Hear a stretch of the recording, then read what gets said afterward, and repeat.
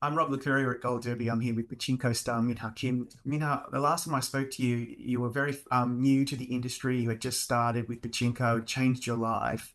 So how was it different over season two after you had a bit more experience and you kind of understood the character of Sunja? Well, as a real life, like you said, it has changed a lot. Like I had experienced so many things that I have never experienced in my life. Like I have met a lot of big people, like famous people, and there was a well, I mean, like every single moment, it was a very cherishing moment, and I loved it. And I've learned so many things in my real life. And back to the set for the second seasons. I mean, a lot of people think that I'm very familiar with this character, but I mean, like, it's not a very wrong thing to say that. But I mean, whenever I face Sunja, whenever I try to articulate her characters, it's so difficult. Like it's very complicated, especially for the second seasons. The whole relationship that Sanjay is facing got even more complicated, and especially with Hansu and the relationship with Kami and with Yangjun and especially with my children. All these complicated things that are arise for the second seasons. So when I was back on set, I had to worry a lot because 7 years has passed since the last episodes of the first season. So I had to convey all those years and starting from the second season. So I had to think about how could I she walk or how could I she talk in those years. And so that's why I wrote down all the diaries of Samja. I just started as for fun, but I figured out that helped me a lot while I was portrayed in that for the second season, like whole season. So, yeah, whole things got changed, but at the same time, I felt like I was back in my hometown, and I was on set. So, big change, but not a big change. I mean, you know what I mean? Like, yeah. Yeah, it's like you come the shoes fit, but it's been a while and you had to readjust. But what you just Yeah. said about Sunja in season two is so true because time has passed and she has seen so much regret and sadness and also the birth of her two boys. And I noticed that she just ages over the season quite significantly. And a lot of that comes through your performance, your body language, your voice, your cadence, the way you walk. So what is that difficult to come up with? Is that something that you talked about with the directors and the showrunner a lot to make sure that you got that authentically? Yes, I remember I did talk about it a lot, especially when we were doing the test shooting and we were testing all this makeup and how can we portray her ages. But even though 7 years and like 14 years has passed in through whole seasons, she's still young. She's like 26 years old. She's 30 years old, 35. I mean, I am 30 years old right now, and I'm still a baby. But but in that era it's kind of like a different things. But still I have to convey all this ages and how she suffered. So yeah, I had to talk about it a lot with the directors and Sue and with our makeup department to make a very subtle wrinkles, a very subtle like eyeshadow to make her look exhausted and those kind of things. And we actually I talk a lot with the actors and actors as well, like how could I fit walk or like I had to search a lot of things that made a voice differences when they got old and about especially in my Korean dialogue, I had to use the dialect as well. And I did a little bit of research who moved to Japan in that era. So their accents kind of changed a little bit and about their Japanese as well. I mean, all those kind of subtle things I tried to remind me every time I was on set. Yeah, all those little touches that perhaps the audience don't fully appreciate, but as a whole, that it comes together so authentically. And I kept forgetting that it was you, someone who was 30, playing this woman who has seen so much. And speaking of, I want to talk about some of the highlights from season two. I really enjoyed the performances of the four actors who play Sunja's kids. So like I think it's Im Sung Kwan and I'm reading him and Saki Takada who played Masasu, and then Kim Kang Hoon and Kang Tae-ju who played Noya. What was that interaction like with those four teenage men who and boys? And given that you've been in their position, you've also been young and new to the industry. Especially the scenes with the kids, it was the most difficult scenes because, like I said, I have never raised the kids before, so it is so hard to raise the kids, so hard. So I ask a lot about that to my parents and all the parents who is raising the kids. Like, for example, there were a scene when Noah said that he no longer wants to go to the college anymore. I remember there was a scene that I saw for so hard. And I remember we shot at that scene for like more than 6 hours because I couldn't figure out how to make him comfort, like how to make him to go back to the college and study hard, not to worry about their families. That's just not the things that you have to worry about it. So should I be mad at him or should I be um what should I be very panicked or should I not go to the work and talk with him or should I mean, those were so complicated and very hard for me to figure that out. So I remember in the lunchtime, I asked the directors, like, how the heck did you raise your children? I mean, this is so hard. Like, I mean, I don't know what he's actually thinking, but at the same time, I don't want to hurt his feelings.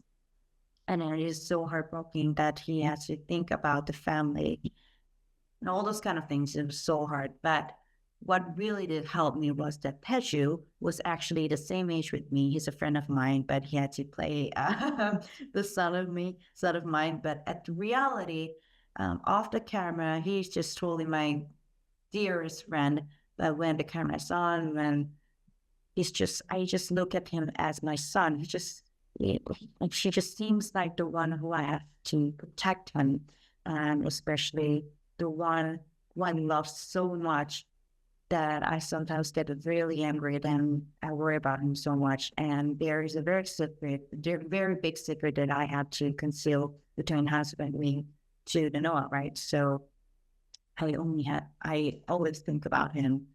I mean, they helped me so much. Not only about Peshu, but Gangun and Insong and Manasaku, who played the Misasu. They just seems like a very, very precious son of mine. So they're just a brilliant actors. And especially Insong, he was so adorable on set. Like, Oh my God, he's the cutest kid I've right, ever seen. right. Still is like a genius, like so Wow. everyone loved him. So yeah, the energy and the power they each of them carried on just helped me so much to just embarrass in the moment. Wow. And I did not know Teju was one of your friends because and Kangan was amazing as Noya, Teen Noya, but when Teju comes on, I think episode 8, I can't remember, towards the end, I could tell that the two of you just were really gelling on screen, and it must have been so helpful that you have that relationship. But speaking of, the relationship between Sunja and Kohansu is very complicated, and it gets more complicated over season 2. I remember when we last spoke, you said that your connection with Lee Min Ho is magical, and it was important that you have that connection because there was that love affair to begin with. But what's the connection like between you as actors in season 2 when that relationship is quite strained? For the second season, we became more comfortable, which also very connected to the characters itself because like I said, the relationship between Sanjay and Hansu became very, very complicated, and I couldn't describe any. I mean, I couldn't describe their relationship with any vocabulary because I couldn't figure it out. So I am so about it. Like, what is this? What is this? Like, I hate him so much, but at the same time, that means I love him so much. I just wanted to erase him in my life for a very long time. But I figure out it's just a scar of mine like that. The scratch itself was very deep and it was very hard. But time goes by, it just became the body of mine. it's just that natural. It's just the thing that I had to acknowledge that was just a part of my life, and that process, indeed, it was a very long process to just recognize it. But in order to portray all this process and all this flows, Minho really did help me a lot because he just let me do with whatever I want. He believed me, and I believed him so much. So we became very comfortable and very, even though we didn't have to talk a lot about our scenes or the relationship, I mean, we talk about it, but not that, like not single days. We trusted each other, and the chemistry that I felt with him was, again, very magical. And whenever I faced him on set, I had an experiences that I confronted new emotions that I had never anticipated before. So the energy that he is having is, again, is very big, and was very incredible. Given that you've read the book, right? So you know the story that is being told over. Hopefully, we get more seasons. We're all waiting for Apple to give us another season, right? Hopefully, it will happen. But you know what's going to happen. I don't know how close this show is going to adhere to the story in the book. But the big mystery for me now, as a watcher, a viewer, not a reader of the book, is what's going to happen to Noya, especially now that he moves off to Nagano. And I'm just wondering, what are your thoughts on the whole story and the way that the show is approaching the novel, but in its own way? And what are your thoughts about what might happen next with Noya and Sunja and the whole family? Well, starting from the second season, I felt that it is still based on the novel, but still the writers and still wrote a new version of our own stories, right? They created a new storyline, so they made a new characters, all those kind of things, which made the texture more very, how can I say, very variety, and they had more colors of it, I felt. So I guess they'll continue on if they make a third season. If they make it, they will continue on to build more layers and create their own storylines as well, but still based on the novels. So I guess if the second season ends with the Noah storylines, I guess could be more story about Noah and what would happen when what could Sanja faces with the Noah's absence. And what's the charming points of our show is that they have their own life and they have their own storylines, whole characters. So I think they would carry on with that, I guess. And I am really, really crossing my fingers and making the third season. So Yeah, what's taking so long? We need to know. I really need to get that. We might not see it for 4 years. It takes a long time to get these things done. So hurry up and give us a bit. I have a technical question. I've always wanted to ask this from someone from this show.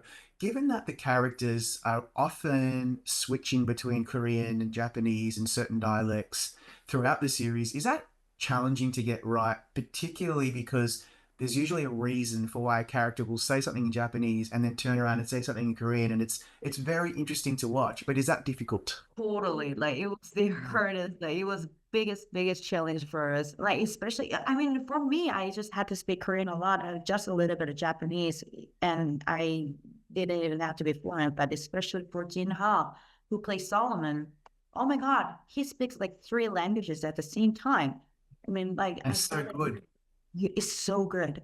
He's so good. And then like I always told him that, hey Jan, I think you're a genius. How do you do that? I mean, but he learned Japanese even in the first season has ended. He still had a lesson with the Japanese tutor. And I mean, like he's just awesome with the language, I think, and his performance is also like just significant.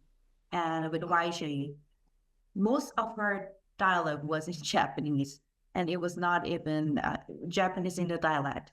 So That's right.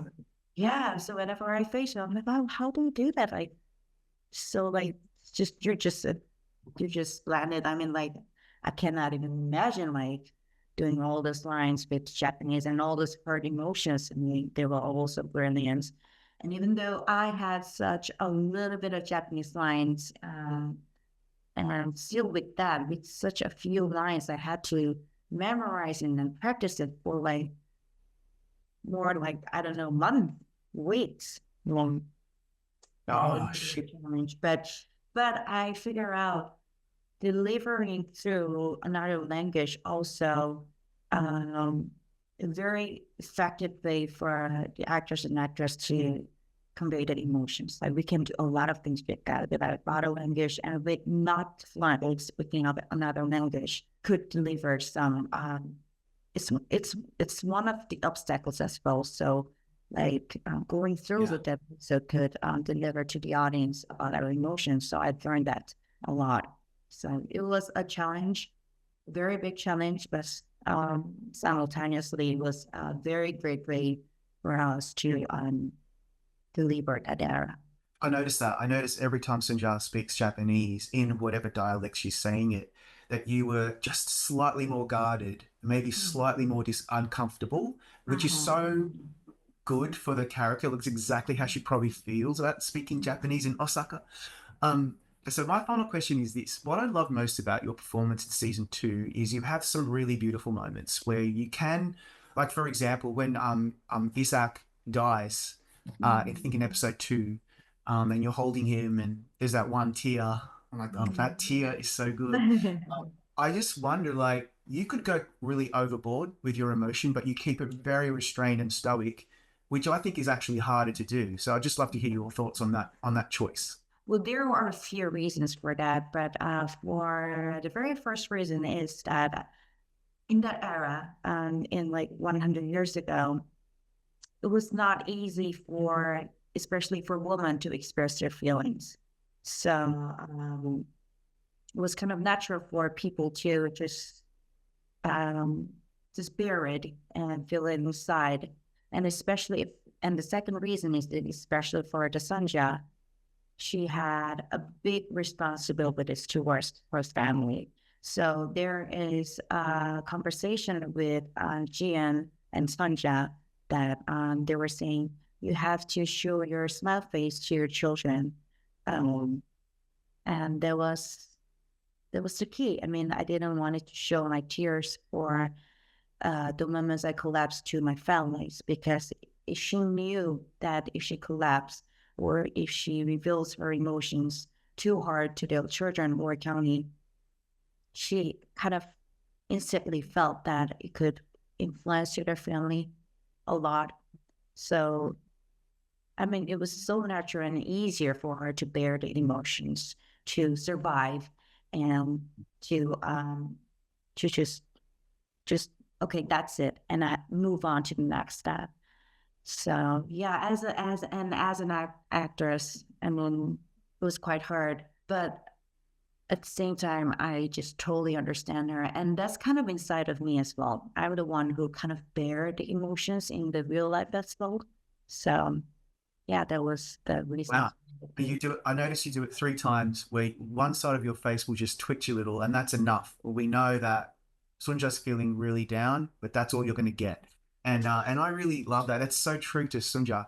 That being said, thank you so much, Minha, for your time today. I want to say this. Arigatou gozaimasu and kamsahamnida. I can say both now. Uh, Thank you so much for your time, and congratulations on a great season. Thank you so much. Thank you for your time as well.